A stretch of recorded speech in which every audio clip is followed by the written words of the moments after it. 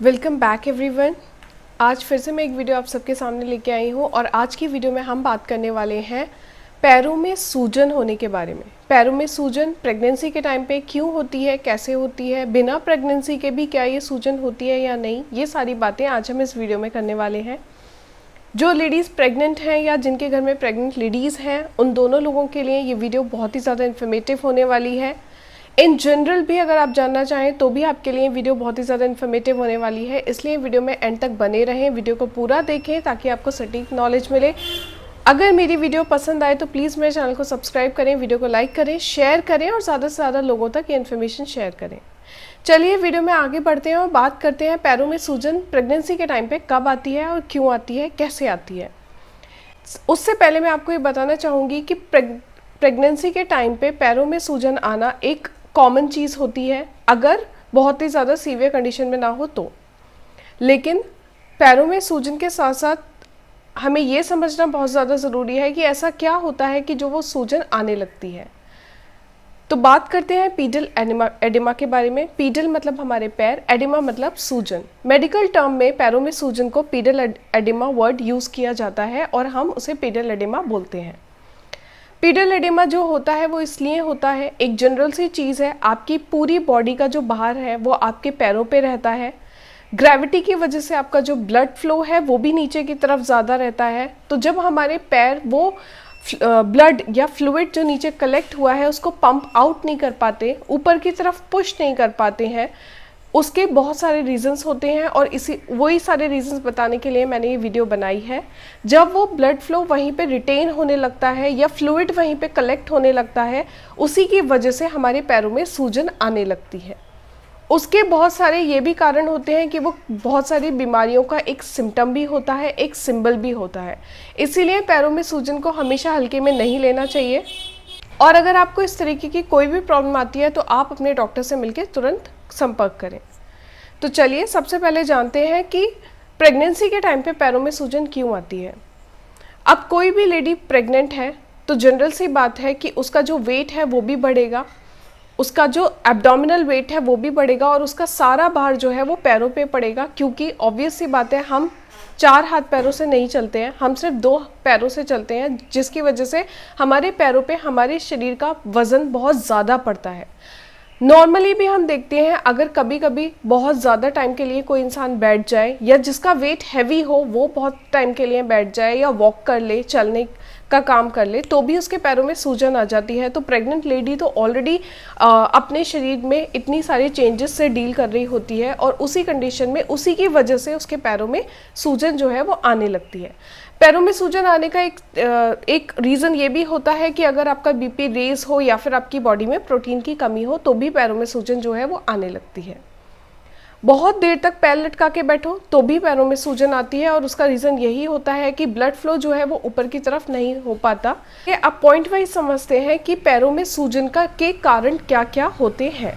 कोई भी lady pregnant है तो उसका सारा भार उसके पैरों पे पड़ रहा है, जिसकी वजह से ब्लड फ्लो जो है वो कलेक्ट हो रहा है, फ्लूइड एक्युमुलेशन हो रहा है और उसके ब्लड वेसल्स में एक तरीके का जोर पड़ रहा है जिसकी वजह से उसमें सूजन आ रही है, या टिश्यूज़ में जोर पड़ रहा है जिसकी वजह से उसमें सूजन आ रही है। तो सबसे पहला पॉइंट जो प्रेग्नेंट लेडीज़ में इफ़ेक्ट करता है पैरों की सूजन को, वो होता है हार्मोनल चेंजेस।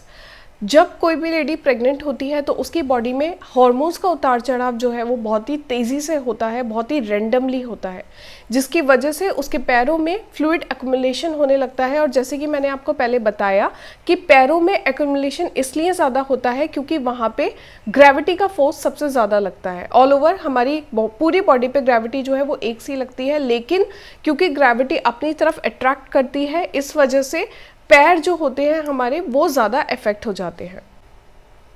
दूसरा पॉइंट जो आता है वो आता है इंक्रीज ब्लड वॉल्यूम। जब लेडी प्रेग्नेंट होती है तो उसकी बॉडी जनरल सी बात है ज़्यादा मात्रा में खून बनाती है, क्योंकि उसके बेबी को भी ब्लड चाहिए होता है, उसकी बॉडी से ही ब्लड सर्कुलेशन जो होता है बेबी का वो होता है। बॉडी जो है ज़्यादा मात्रा में ब्लड बनाती है और वो अक्यूमुलेशन अगर पैरों में हो जाता है तो भी उसको सूजन आने लगती है और ब्लड वॉल्यूम जो है वो बढ़ जाने की वजह से सूजन आने लगती है। अब नेक्स्ट देखो होता क्या है कि बेबी जो है वो यूट्रस में है, यूट्रस एक्सपैंड हो रहा है, यूट्रस को जगह भी चाहिए और यूट्रस जो है वो प्रेशर लगा रहा है नीचे की तरफ उस बेबी को होल्ड करने के लिए या फिर अपने आप को स्टैंड बाय करने के लिए। तो जितना प्रेशर यूट्रस लगाता है वो सारा प्रेशर लोअर एक्सट्रीमिटीज़ में आता है। लोअर एक्सट्रीमिटीज़ मतलब हमारे पैरों में आता है और जिसकी वजह से हमारे पैरों में सूजन आने लगती है और एक प्रेग्नेंट वुमेन जो होती है वो इस चीज़ को सफ़र करती है 8वें या 9वें महीने में।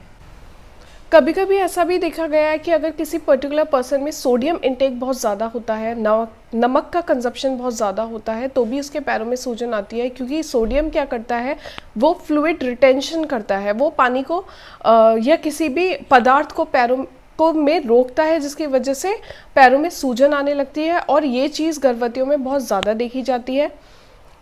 एक पॉइंट मैं यहाँ पे और मेंशन करना चाहूँगी कि गर्भवतियों में पैरों की में सूजन आने की वजह से हाई बीपी की भी कंडीशन होने लगती है। तो अगर आपको हल्की सी भी सूजन महसूस हो तो आप अपने डॉक्टर से तुरंत संपर्क करें। अगर वो इन जनरल एडिमा होगा तो आपको बताया जाएगा और अगर वो किसी बीमारी की वजह से एडिमा आया होगा तो भी आपको बताया जाएगा। चलिए, अब हमने बात की थी सूजन आती क्यों है, अब हम वीडियो में बात करते हैं कि इसका ट्रीटमेंट क्या क्या हो सकता है।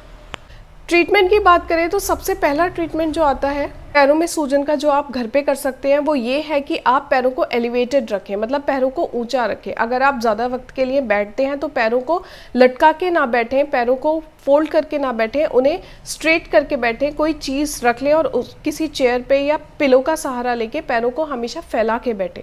दूसरी चीज़ जो आती है, पैरों को ऊपर की तरफ रखें। अगर आप बेड पे लेटते हैं या फिर आप किसी भी चीज़ पे जिस पे आप लेट रहे हैं उसका पायता जो है, पैरों की तरफ का एरिया जो है, उसको ऊंचा रखें। पैरों के नीचे पिलो रखें सोते टाइम।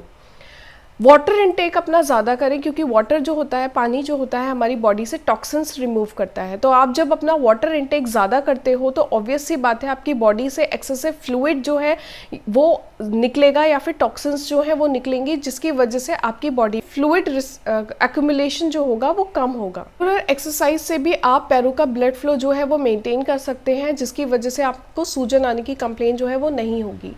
मार्केट में कंप्रेशन स्टॉकिंग्स अवेलेबल हैं। कंप्रेशन स्टॉकिंग्स क्या करती हैं कि आपकी पैरों पे इतना प्रेशर डालती हैं, आपके ब्लड वेसल्स पे इतना प्रेशर डालती हैं कि वहाँ पे फ्लूइड कलेक्शन या रिटेंशन जो होता है वो नहीं हो पाता है, जिसकी वजह से सूजन जो है वो घटने लगती है या फिर उसके आने के चांसेस भी कम हो जाते हैं। तो कंप्रेशन स्टॉकिंग्स भी आपकी बहुत ज़्यादा मदद कर सकते हैं पैरों की सूजन को घटाने में। अगर आपका काम बहुत ही ज़्यादा देर तक खड़े रहने का है तो उसको अवॉइड करिए। अगर आपके पैरों में सूजन आती है और आप तब भी बहुत देर तक खड़े रहते हैं या फिर आप बहुत देर तक खड़े रह के काम करते हैं, उसके बाद आपके पैरों में सूजन आती है, तो ऑब्वियस सी बात है आपको प्रोलॉन्ग स्टैंडिंग जो है वो बंद करनी पड़ेगी, ताकि आपके बॉडी में जो ब्लड फ्लो है, जो फ्लूइड रिटेंशन हो रहा है पैरों में, वो ना बने और आपके पैरों को थोड़ा सा रिलैक्स मिले, उसके ब्लड वेसल्स को थोड़ा सा रिलैक्सेशन जो है वो मिले।